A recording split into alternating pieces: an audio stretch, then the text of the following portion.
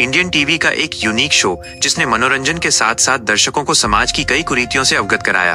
जैतसर गांव राजस्थान में स्थापित बालिका वधू बाल विवाह और विभिन्न सामाजिक वर्जनाओं और उनके परिणामों की कहानी कहता है। यह जगदीश, शिव और आनंदी और बाद में उनके बच्चे शिवम और नंदिनी के इर्द गिर्द घूमता है।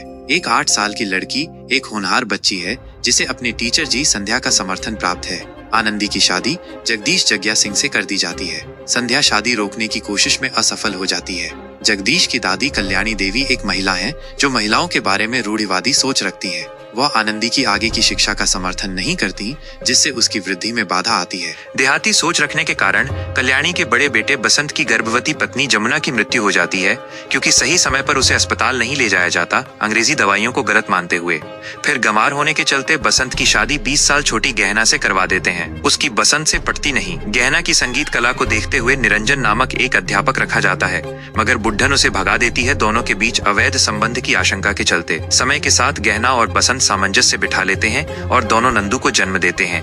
जग्या की बहन सुगना, जिसका होने वाला पति प्रताप उसी दिन मर जाता है जिस दिन उनकी शादी होनी थी। अविवाहित अवस्था में गर्भवती होने के कारण उसे दोबारा शादी करने में कठिनाई होती है। हालांकि एक स्थानीय लड़का श्याम सुगना को पसंद करता है, लेकिन उसके परिवार को उसका अतीत पता चलने पर नफरत हो जाती है।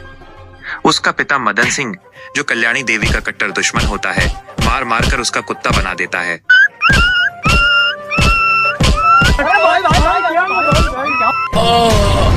अनिच्छा से उसके परिवार ने सहमति दी, क्योंकि वो अड़ा रहा और उसने उससे शादी कर ली, और वो भी समझ गई कि शादी से पहले सेक्स क्यों आदर्श नहीं है।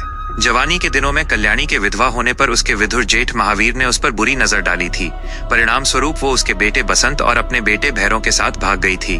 वर्तमान में महावीर कल्याणी के खिलाफ बसंत को भड़काता है, उस पर बच्चा चोर होने का इल्जाम लगाता है, मगर बसंत कल्याणी का ही समर्थन करता है। अंततः अपनी औलाद से लताड़ खाने के बाद महावीर हार मान जाता है। भैरों और बसंत की बचपन की सहेली टीपरी बुढ़न को बंधक बनाकर भैरों से प्यार करती है। बचपन में कल्याणी ने उसको भैरों की बींदड़ी बनाने की बात कही थी। फिर 12th फेल आता है और सबको बच्चों के कोमल मन और मानसिक आघात से अवगत कराता है।